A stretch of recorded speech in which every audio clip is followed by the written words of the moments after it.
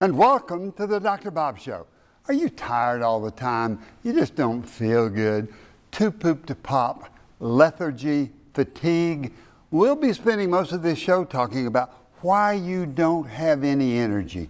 My guest is Dr. Dan Ely, board-certified internal medicine specialist, associate professor, Department of Internal Medicine, University of Tennessee Medical Center. He'll be answering our questions. Hello, I'm Dr. Robert Overholt, and I'll be your host for the next 30 minutes on the Dr. Bob Show. Later on, we're going to be talking about lupus. What is lupus, especially systemic lupus erythematosus, more common than you think, and the changing faces of asthma. It's just not what it used to be. A lot of information for you. You'll want to stay tuned.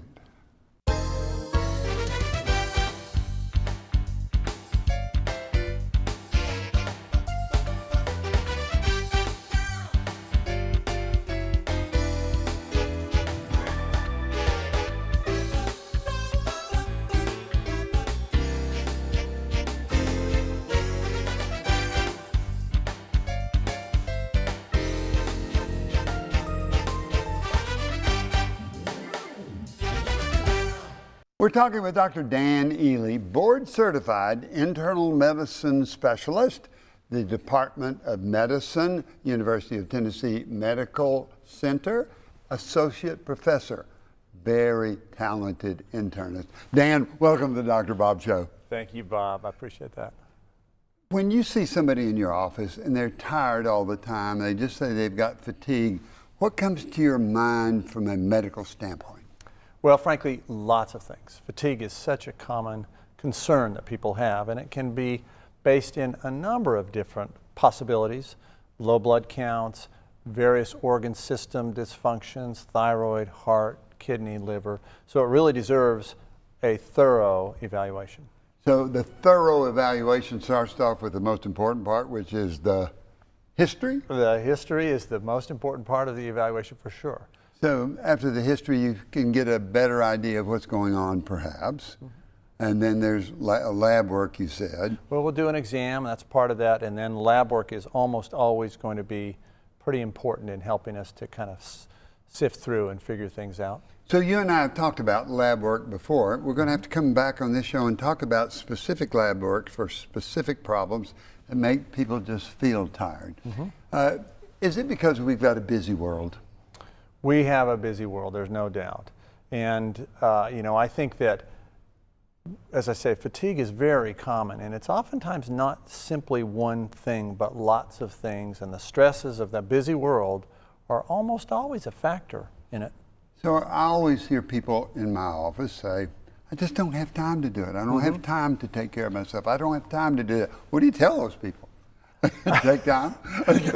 I tell them, you've got the same amount of time as everybody else, 24 hours in a day, and you have to prioritize it in a way that's most important for you. And if you don't have time to exercise, you need to think about what that will mean for you and find that time. Most people have time every day to eat. So if they have time to eat, they have time to be active and do the things that are really healthy for them. So if we've got a housewife that's got 3 young children and she has to cook breakfast for them and get ready for school and get things organized and wash the clothes and do all that, how do you tell her to prioritize? Oh boy, that's a situation, and first of all, I tread lightly on telling that person, that housewife, what to do, because she's in a situation I haven't exactly had to be in. I've always had someone else helping me with my kids and doing that thing, i.e. my wife. And so I know what really demands she's got. But she really has to take time for herself, and she has to find that 30 minutes where she can do the physical activity she needs and think about how her days is going to unfold, and maybe mentally think about her priorities and a mindfulness type approach to that. When I talk with people about that very same thing, I say, sometime you got to get out of your car, plan it when you get out of your car at the store somewhere before you go inside. Walk 30 minutes somewhere, walk in a parking lot, walk where it's safe, but have a good time. We've got great trails in Knoxville, so exercise. What if you think a person is depressed? What do you do? Because depression makes people feel poorly. What do you look for? It really does. And first of all, I want to make sure that they don't have some organic problem, some thyroid problem or heart, kidney, liver thing that could also be a factor there, because that actually can magnify depression. But if depression seems to be part of why they feel generally poorly, they really have to acknowledge that. And there are medicines to help that, there's counseling to help that, but changes in their lifestyle can really help that too. Better nutrition, Eating right, sleeping well, very important for many people. exercise. And then physical activities, exercise, and it's maintaining appropriate weight. It's being active every day in some way, and that'll help you sleep better, and it lifts your spirits. How about laughter in your life? We're almost going through, you've already taken the part we have at the end of the show, which talks about those things. And it's so important with fatigue and with depression. So do most people that come into you, what are the symptoms of depression that somebody has? Oh, I think for classic depression, people just don't feel like doing anything. They want to sit, they want to sleep, they don't get out and do things with their friends. They're not enjoying general activities, and their mood is low. They just feel poorly. Is that easy to pick up as a physician? You see lots and lots and lots of patients, and they come in bundles. Is it easy to recognize that person that just doesn't feel active? Sometimes easier than others. Sometimes people don't want to admit that, and they'll put on a good show in the office because they don't want to seem as if they have a problem. So that takes more detailed history, or can you find depression on physical exam? Generally not. You're going to find depression in your interaction with someone and their answers to your questions, and you're teasing out what are the things they're doing that are enjoyable. What's important to them in their life. That's really a key to finding out about people, is what makes them tick and what does their world revolve around. And if they can't come up with things that are really important, that's troubling. A sign that you need to look more carefully at depression. Let's talk about some other medical causes. I include depression as a medical problem, not a weakness, and it's very, very difficult. Let's talk about anemia. Does that cause people to feel tired? Oh, yes, that's a classic one. Anemia is when your blood counts are low, your red blood cells, and you need red blood cells to get oxygen to the other cells and organs in your body. And if you don't have enough red blood cells, you're just going to feel pooped. So when you see somebody with low red blood cells, what are those on the blood test? What do you call those? Hemoglobin, hematocrit, those are the classic things we look at. So if they're low and you have to find out the causes, what are common causes in adults? Sure. So when the red blood cell count is low, it's usually either because people are losing blood somewhere or they're not making it in some fashion. It's typically one of those two things. So you can look at a blood count and sort of tell if somebody's losing it by looking at red blood cells? Maybe. What you really see, though, is the blood count is low.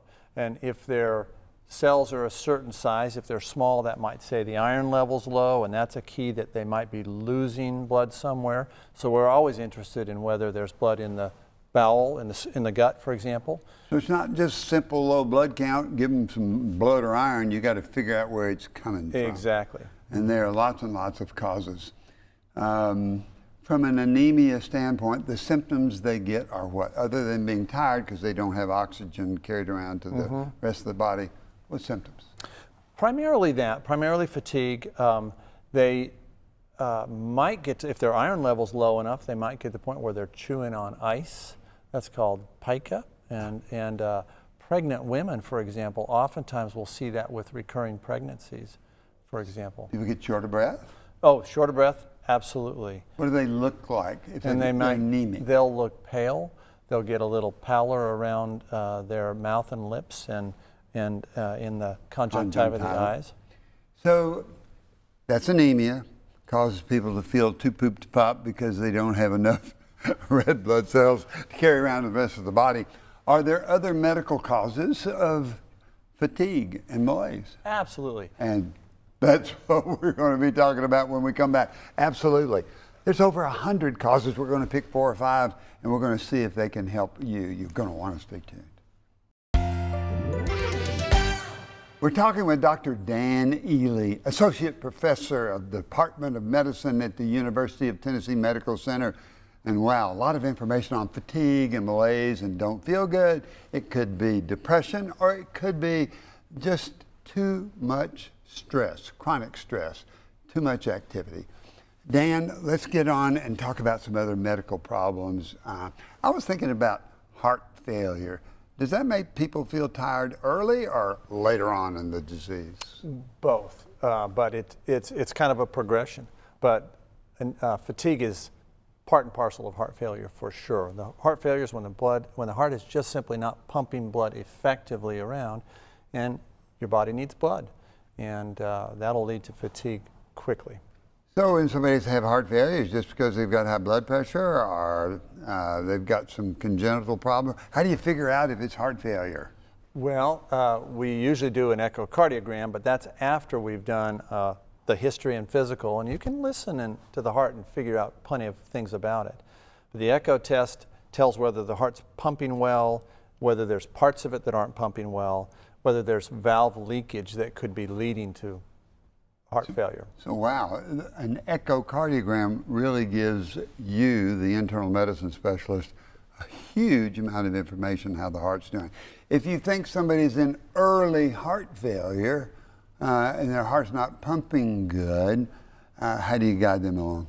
Okay, so it depends on whether they have poor pump function or poor what's called relaxation of the heart, and those are different things, and we don't want to get too technical, but if they have that poor pump function, you want to make sure, first of all, that they're avoiding salt in their diet and that they are staying physically active, because that's an important part of helping the heart to be sound and to be toned.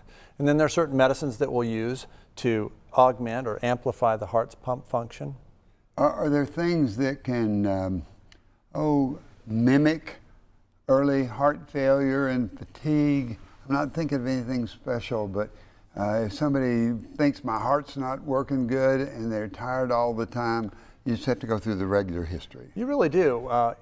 If people are short of breath, which often happens with heart failure, that of course could be related to the heart, and could be related to a problem with the lungs, and it could be related to something that's distant to both of those things. So how much activity does it take that person before they get so short of breath? Is it different in everybody? Sometimes I get short of breath if I walk upstairs, but I recover quick. It is, and of course, with age, you're young, but with age, we all lose some ability, and walking up steps or up hills is much more work than walking on level ground. So that's why people commonly give that, I can't walk up the hill. And that may be an indicator of heart failure, and it may just be an indicator of some age and a little bit of lack of regular activity. Yeah, and it's, as you say, it's one of the most important things. I was just talking with some square dancers. And square dancers, everybody can do that, and it's good physical exercise, it's good mental, you got to follow the instructions, and it's a happy exercise. People laugh and giggle with each other when they do that. So let's go into the thyroid. People always ask, is my thyroid the problem why I don't feel good? Right, and everybody knows that the thyroid is important in terms of metabolic function. It's the overall kind of control of the metabolic function of the body. And if it's underactive or if it's overactive, either of those things will typically lead people to feel poorly. Women more than men? Women typically have more thyroid dysfunction than men. It's a pretty common thing overall, though. Runs in families. So if you have relatives, especially female relatives, who've had thyroid problems, you're at more risk for that. Symptoms of hypothyroidism? Okay. Well, these are general things, and so they are not necessarily symptoms exclusively of thyroid, but fatigue for sure, weight gain, sluggishness, dry skin, constipation, hair loss. So a lot of people just kind of accumulate these things over time, and it may be the thyroid, and it may be anything else, a number of things. A number of things. Are there good blood tests to figure it out? Yes, absolutely. We can pretty quickly zero in on whether there's a thyroid problem with simple blood tests. If somebody comes in with fatigue, is that part of the routine evaluation? You feel the neck, you talk to the patient, you don't feel good, they're sluggish, so you get a thyroid test and that will tell you. That'll be done very commonly, yes. Let's talk about obstructive sleep apnea. I hear that causing everything. So does it cause fatigue? In my practice and my impression, absolutely.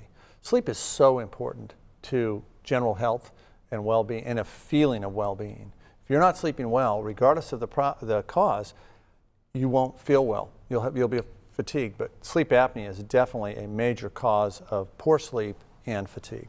So what's happening in sleep apnea? What's going on? What happens to the oxygen there? It looks like everything is oxygen. Really. Sure. The brain is not sending appropriate signals to people to breathe regularly at night, and there may be obstruction either in the back of the mouth, the pharynx, or deeper in the throat that further obstructs air passage through. And so we would typically diagnose that with some historical aspects.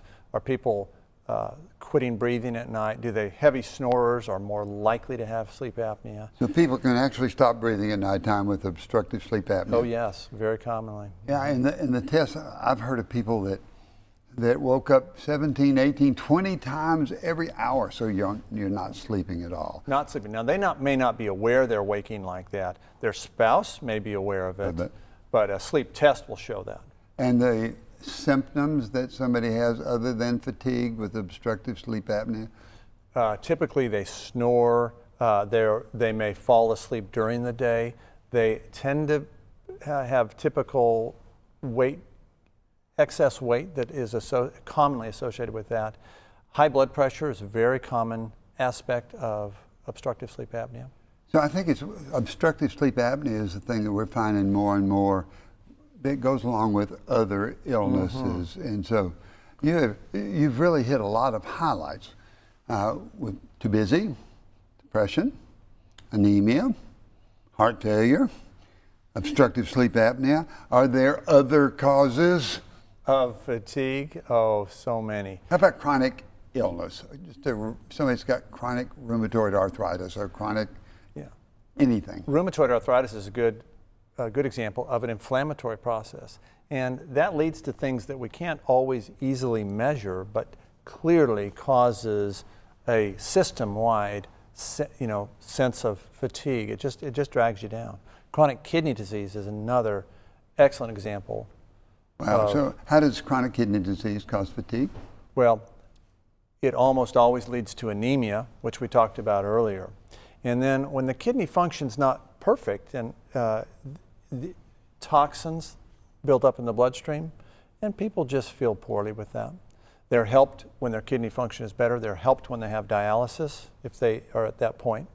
Since there's so many causes, and somebody comes in with fatigue, what is your overall, if all the blood work is sort of normal, how do you challenge the patient to feel better?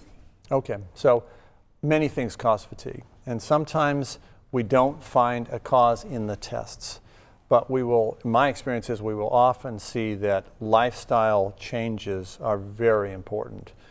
Better nutrition, better sleep, appropriate weight, not smoking, not drinking too much alcohol, and like you say, laughter. That's so important. Dan Ely, you just hit things just right on the nose the whole show. Thank you for coming to the Dr. Bob Show.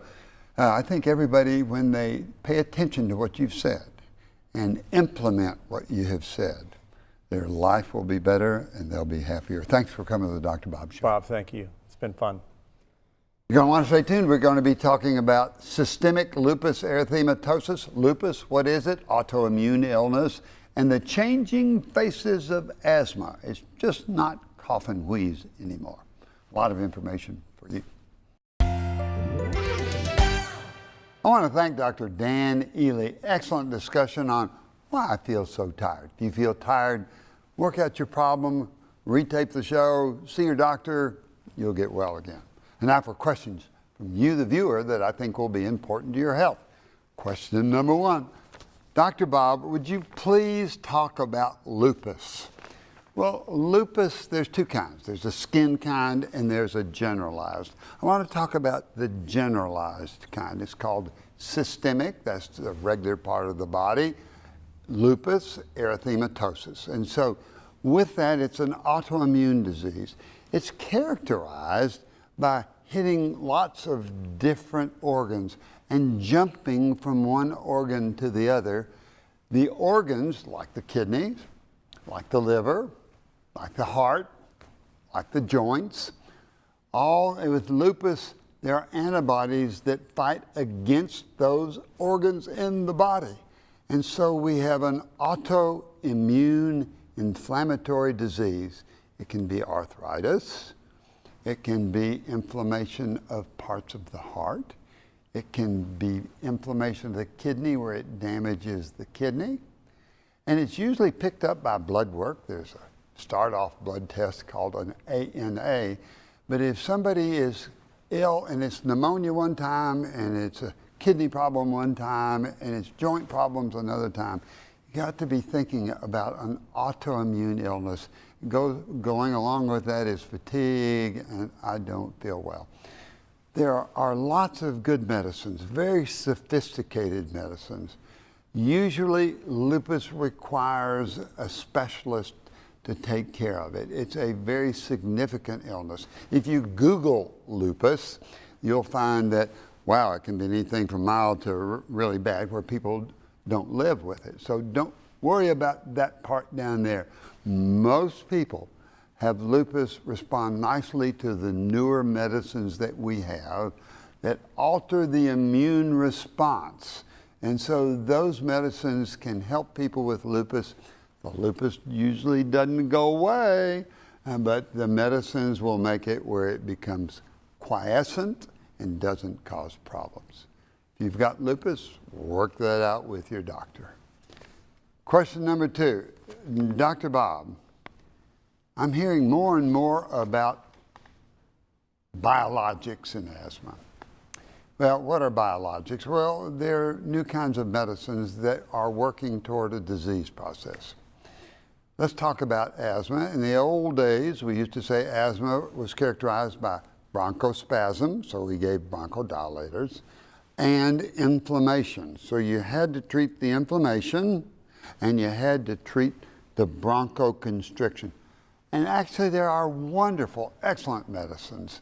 It's very important that you work against the inflammation so you don't get scarring. So there are inhaled steroids. There is Montelukast, Singulair, medical names. I don't want you to remember those.